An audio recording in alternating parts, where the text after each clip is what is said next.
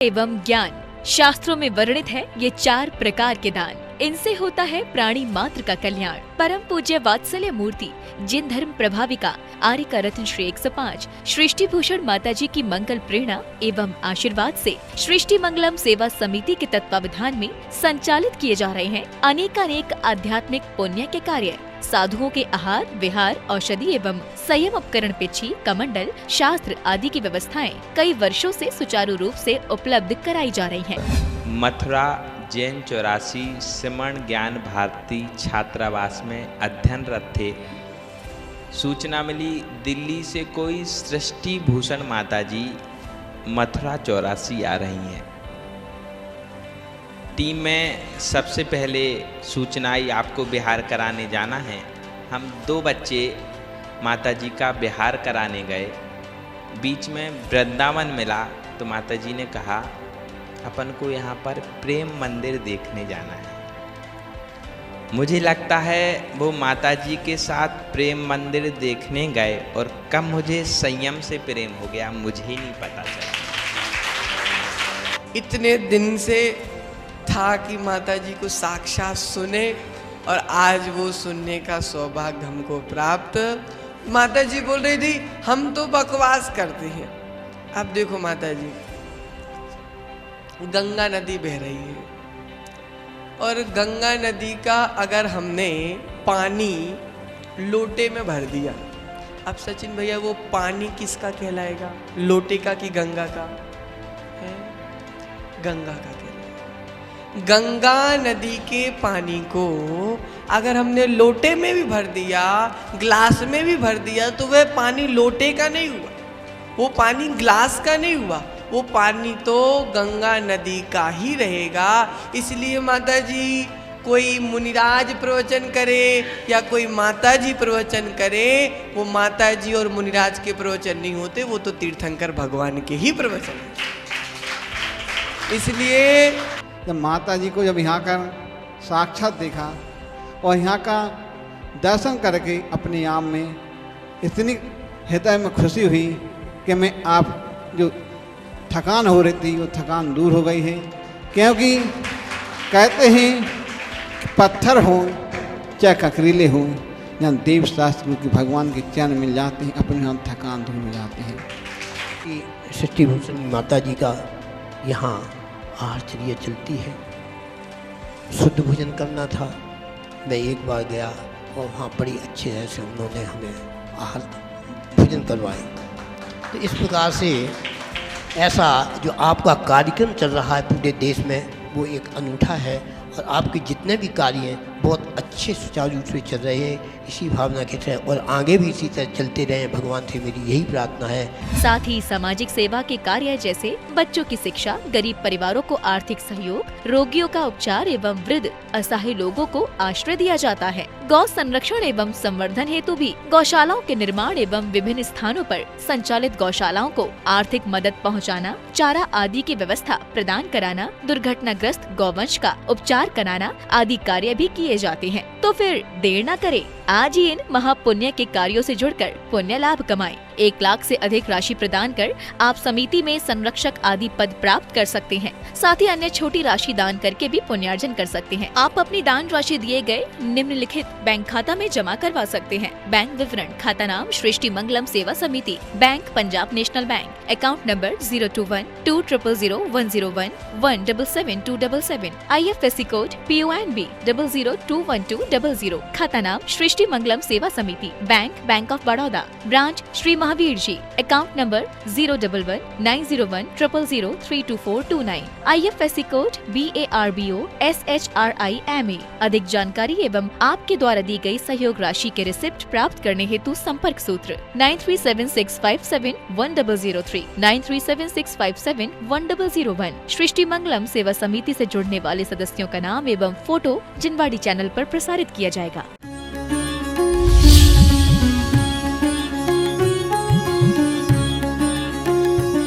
छोटे छोटे नियम एक दिन बहुत बड़े बन जाते हैं। छोटे छोटे नियम एक दिन बहुत बड़े बन जाते हैं।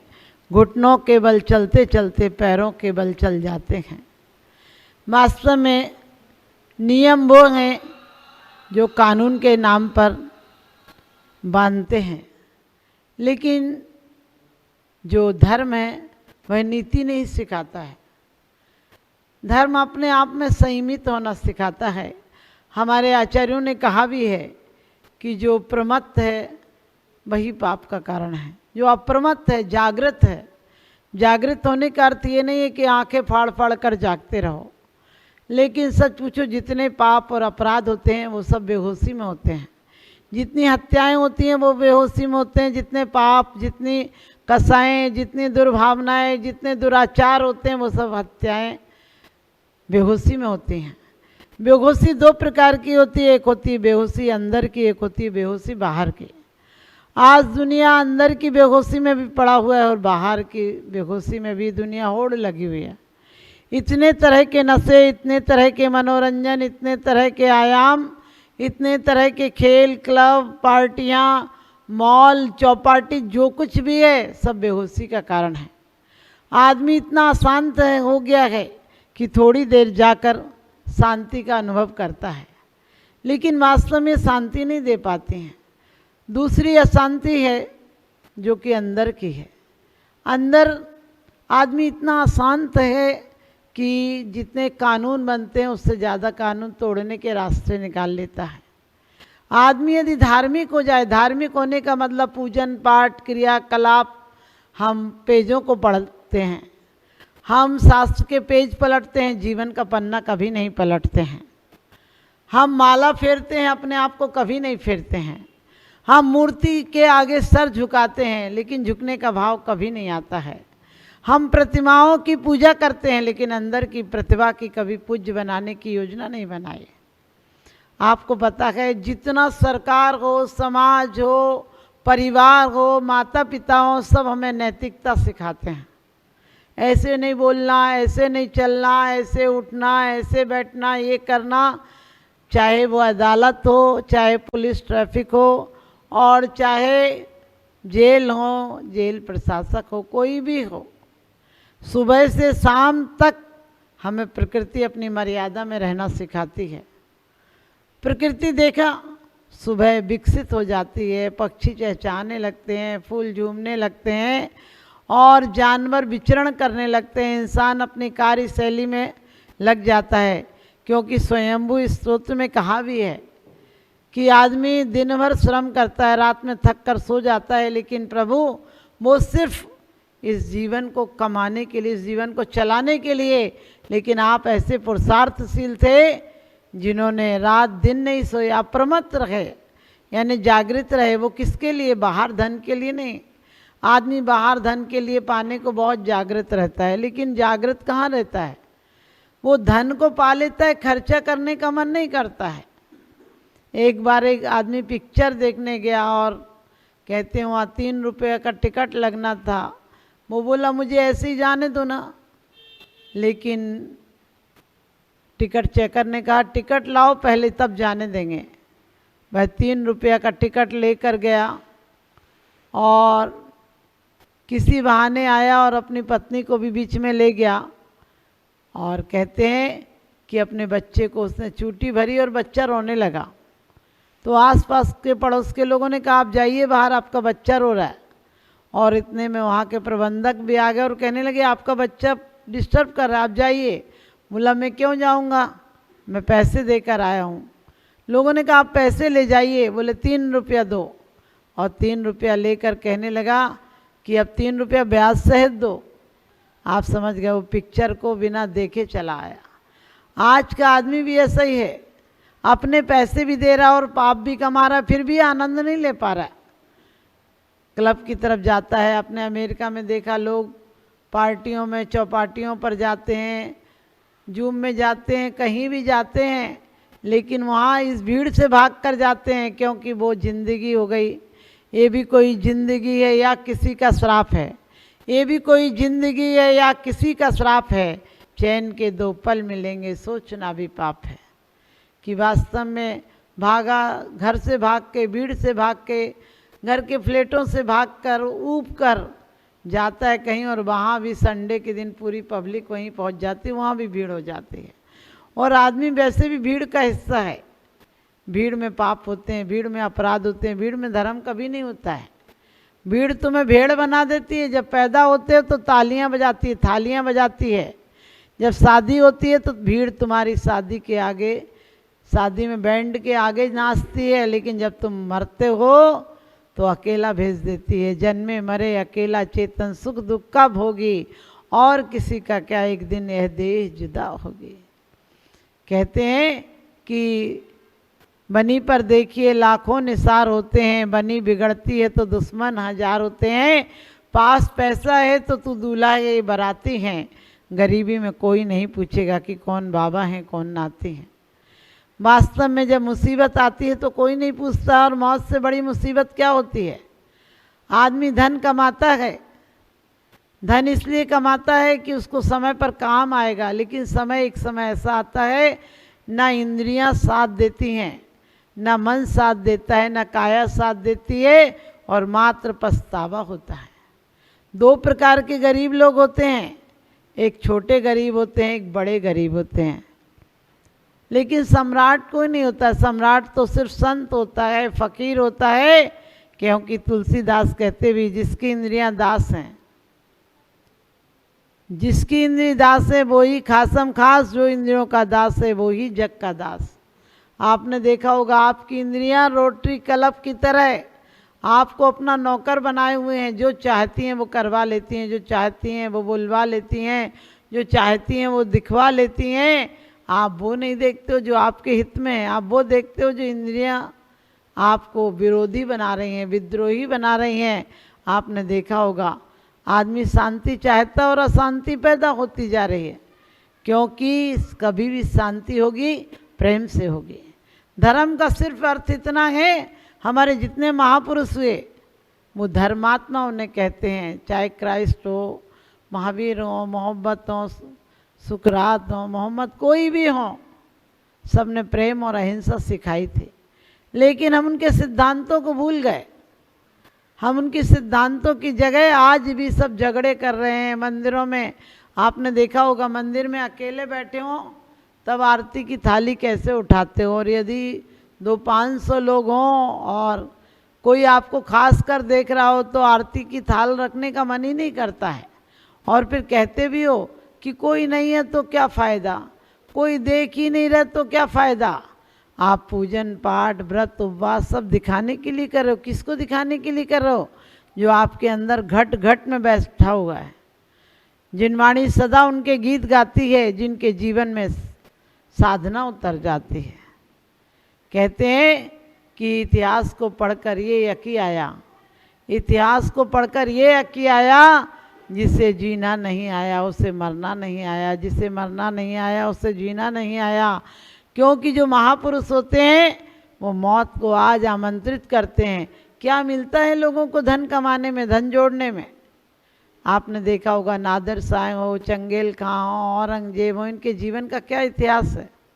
सिर्फ लूट खसोट, सिर्फ छीना झपटी, और आखिरी में छोटे से डर से, छोटे से झटके से मर जाते हैं। आपको यदि वास्तव में अमृत प्राप्त करना है, आपको सुख चाहिए, तो संत की तरह आज और अभी में जियो।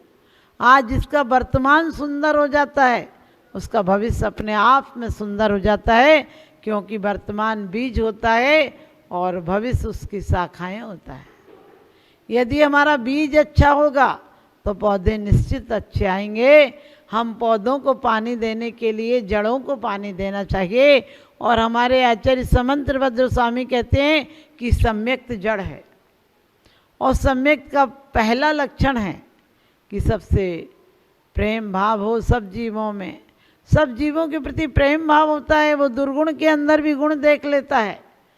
आपने देखा होगा, आपसे कोई पूछे कि वो आदमी बहुत अच्छा है तो आप क्या कहते हो? अच्छा है, बदमाश है, बेईमान है, चोर है।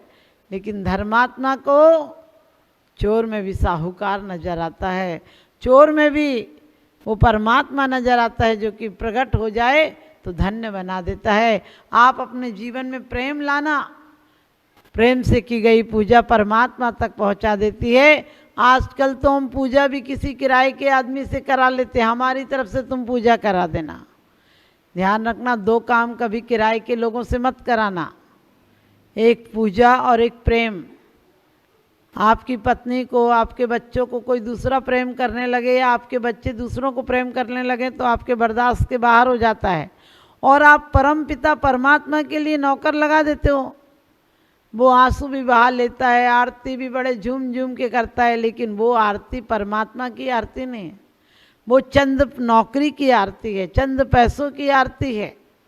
ध्यान रखना, हम लोग भी कहीं नकली तो नहीं हो गए, बहरूपीय तो नहीं हो गए, जो मंदिरों में जाकर परमात्मा बहरा नहीं है।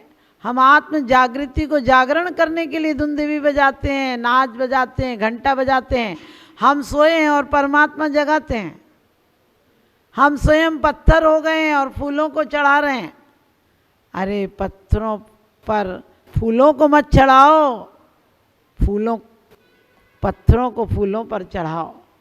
यानी फूल जैसा कोमल हृदय लाओ, जिसके अंदर प्रेम होता है, उसके अंदर कोई घृणा नहीं होती है, कोई हिंसा नहीं होती है, कोई दुराव नहीं होता है, कोई अहंकार नहीं होता है, कोई कामना नहीं होती है। आपने देखा होगा जब प्रेमी दो मिलते हैं तो रात रात चांद देखते हुए बातें करते निकल जाती है, लेकिन जब रागी मिलते हैं तो उनके अंदर तेरी मेरी छीना झपटी, ये नहीं दिया वो नहीं दिया।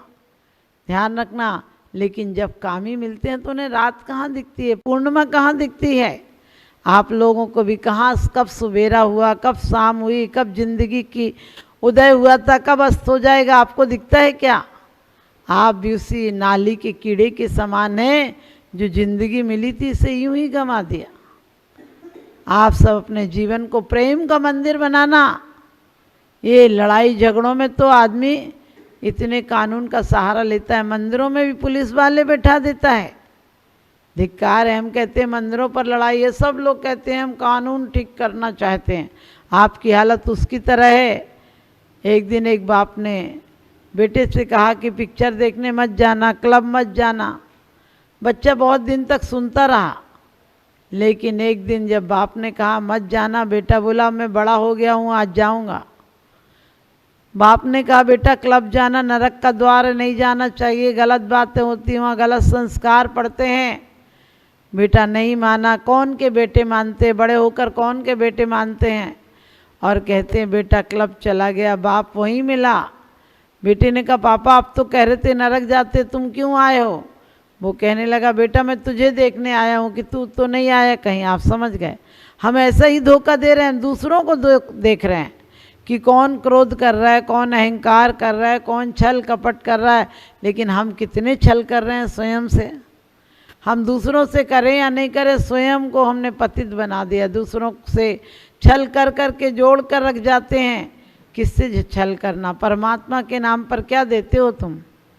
परमात्मा से कहते हो सब कुछ दो, सब जीवन के सुख बढ़े, आनंद मंगल होए, लेकिन हम परमात्मा को कुछ श्वासें भी देते हैं। पहले मकान छोटा दिल बड़ा हुआ करता था, अब दिल छोटा और मकान बड़ा हो गया है।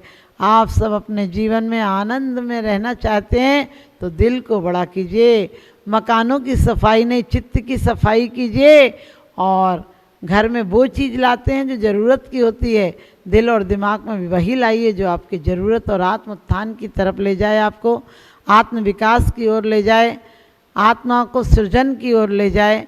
उस तरफ आपने कदम बढ़ाइए। इसी शुभ भावनाओं के साथ आप सबको बहुत बहुत आशीर्वाद।